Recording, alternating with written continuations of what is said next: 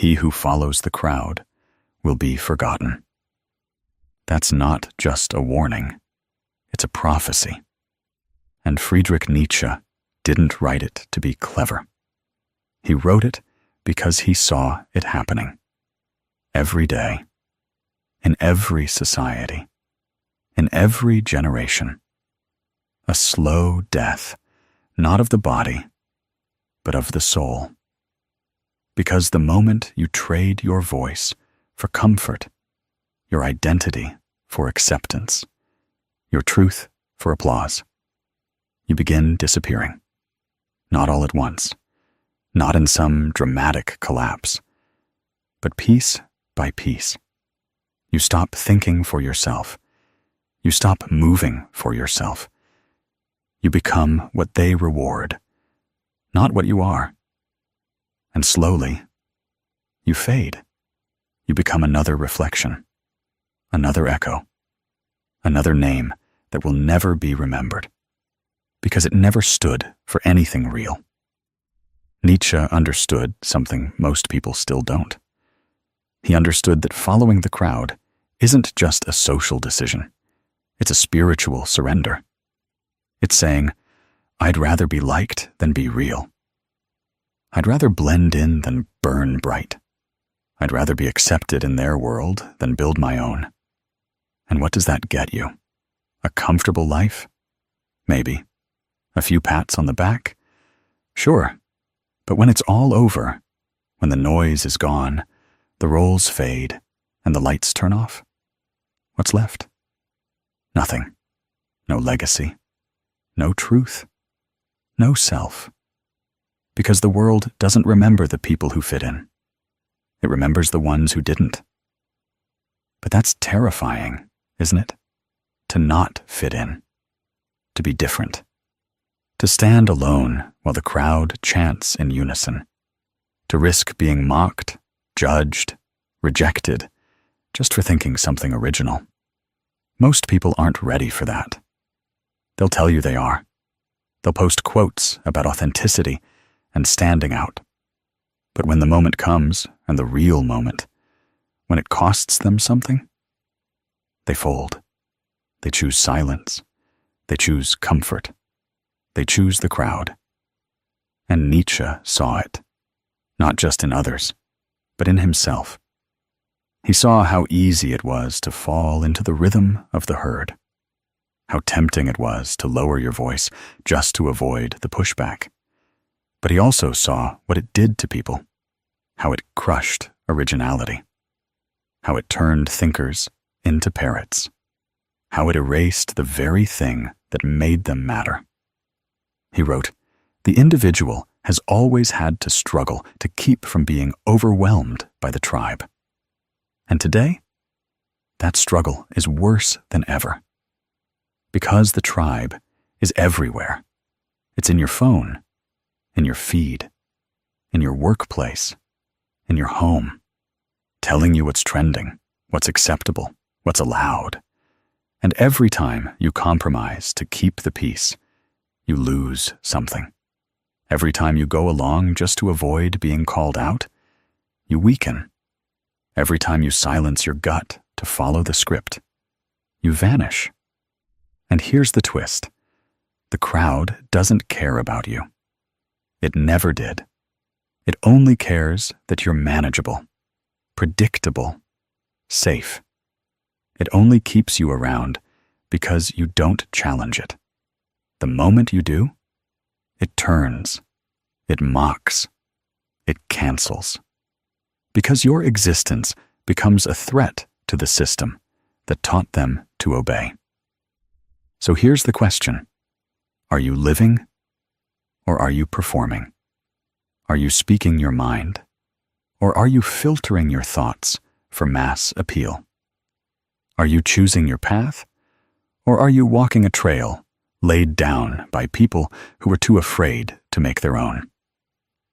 Because if you're not thinking for yourself, someone else is thinking for you. And if you're not choosing your life, you're being chosen by someone else's fear. Nietzsche didn't want followers. He didn't want fans. He wanted free minds. He wanted the kind of human being who could stare into the abyss of rejection and still stand tall. The kind who would rather be hated for their truth than loved for their disguise. But that kind of person is rare, because becoming them requires death. The death of your people-pleasing, the death of your need for validation, the death of your image. And most people, they're not ready to die for who they are. But you? If you're here, listening, thinking, wrestling with these words, you're already awakening. You're already feeling the tension between who you are and what the world wants from you. And that tension, that's not weakness. That's your soul trying to break free. Don't silence it. Don't sedate it. Don't shrink it to fit inside someone else's comfort zone. Because the moment you shrink, they win. The system wins. The fear wins. The forgettable life wins. And you? You lose the only thing that ever mattered: yourself. He who follows the crowd will be forgotten. Not because he failed, but because he never existed in the first place. The crowd wants you safe, not sovereign. Understand that.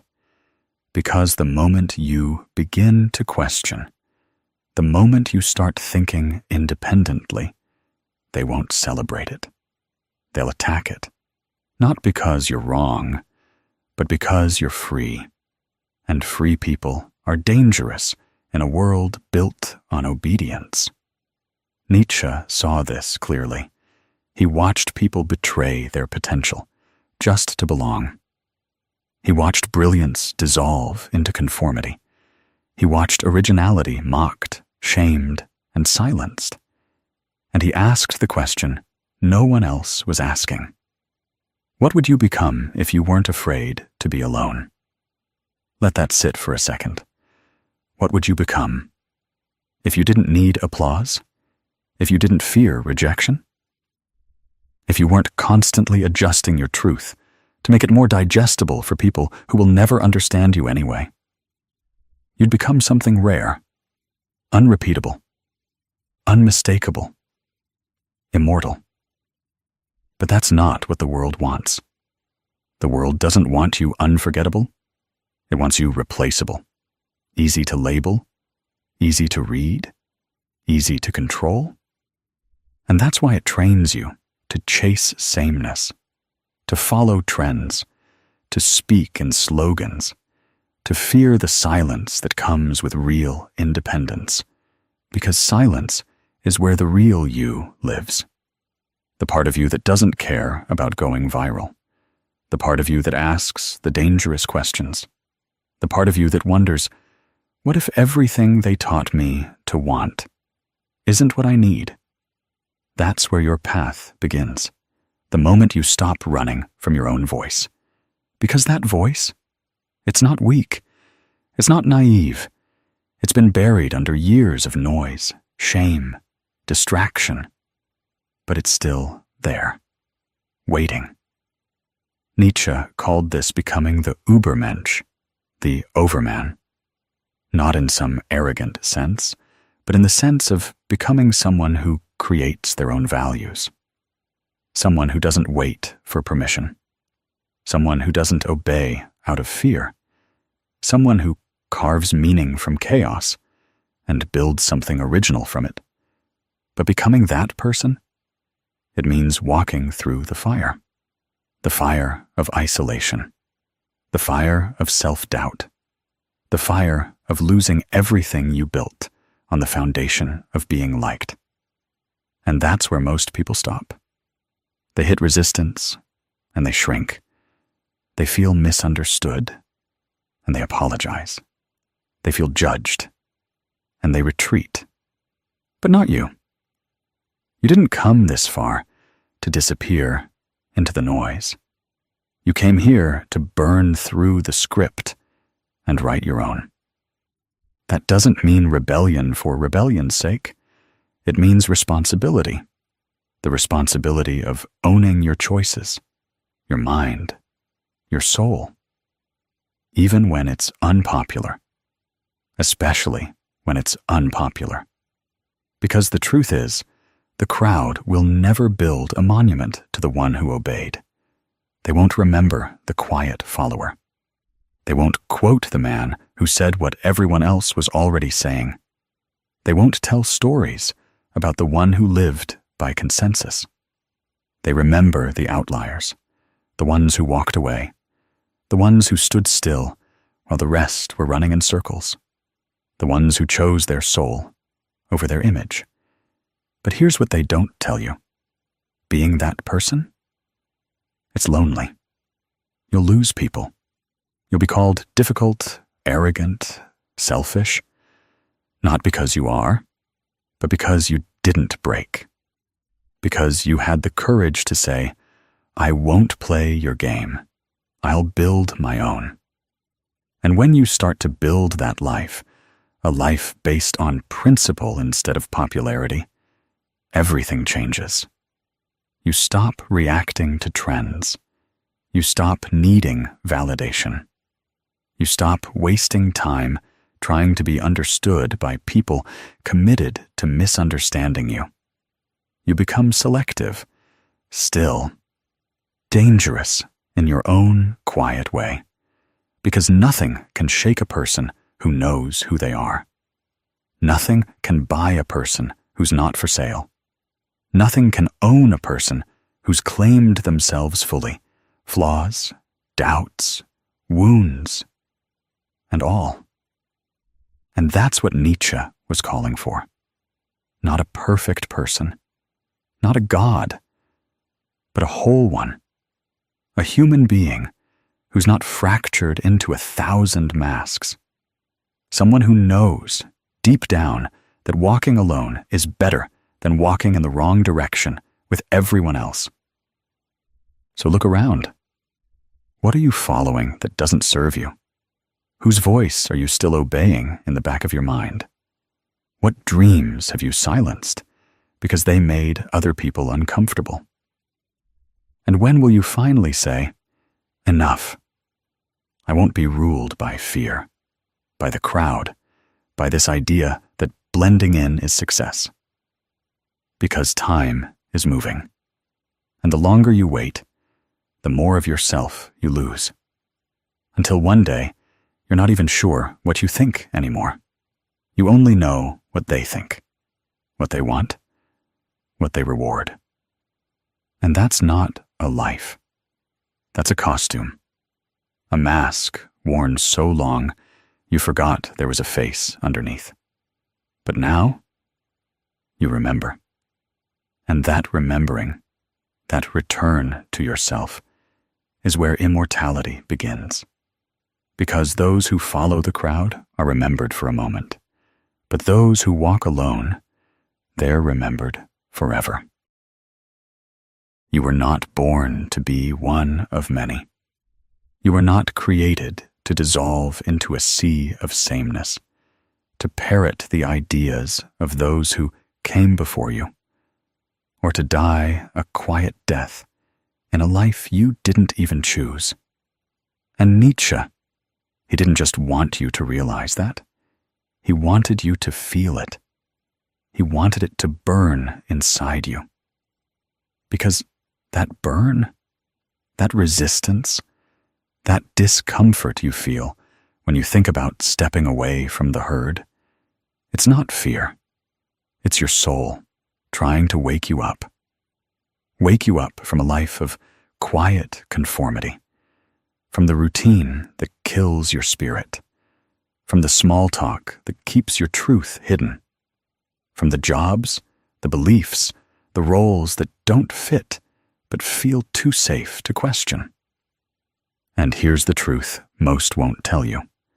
The longer you follow the crowd, the harder it is to hear your own voice. You think you're choosing, but you're copying. You think you're free, but you're conditioned. Every decision filtered through what's acceptable. Every dream shrunk to what's realistic. Every truth watered down to keep the peace. But peace built on suppression is not peace. It's prison. And the worst part? Most people love that prison because in it, they're safe, unchallenged, never alone, but also never alive.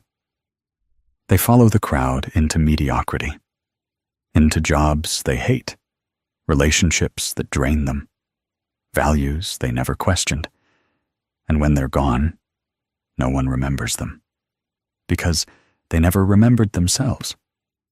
And that's what Nietzsche meant when he said, "You'll be forgotten," not because you didn't matter, but because you refused to matter. You chose obedience over originality, validation over vision, comfort over calling. And so, like millions before you, your life becomes a silent echo, felt by no one, remembered by none. But that doesn't have to be your story. There's still time. Time to speak what you've never dared say. Time to walk paths you've always feared. Time to let go of the roles, the expectations, the borrowed beliefs, and start creating.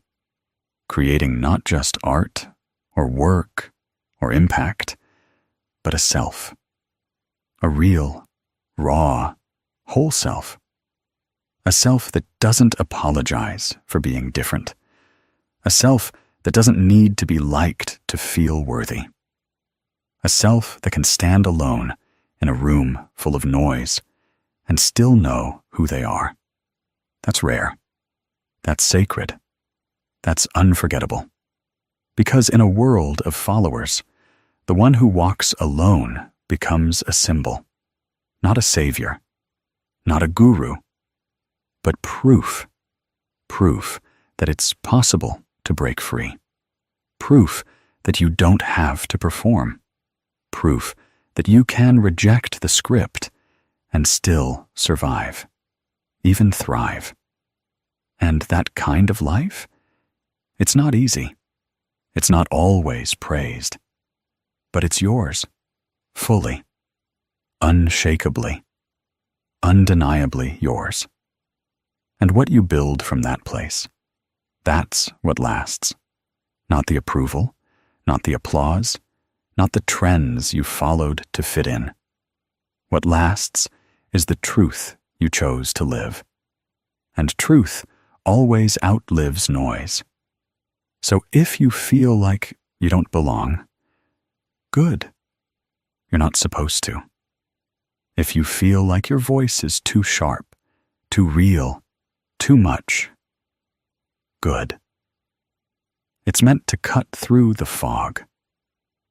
If you feel like you're walking alone, good. You're finally on your own path.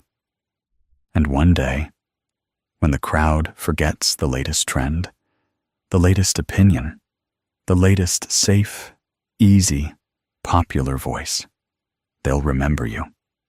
Because you didn't follow. You forged. You became someone who couldn't be owned, molded, or muted. You became someone whose silence said more than most people's screaming.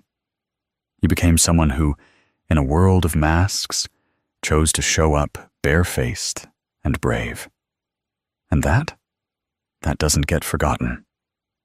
So ask yourself, right now, if this were your final day on Earth, would you be proud of the life you lived? Would you be proud of the version of you that showed up? Or would you realize, too late, that you traded greatness for comfort? That you followed the crowd straight into invisibility? Because you still have time. Time to return to your voice. Time to choose your truth. Time to walk, even if no one walks with you. Where are the ones who didn't follow? Where are the ones who thought for themselves? And someone will speak your name, because One day they'll ask,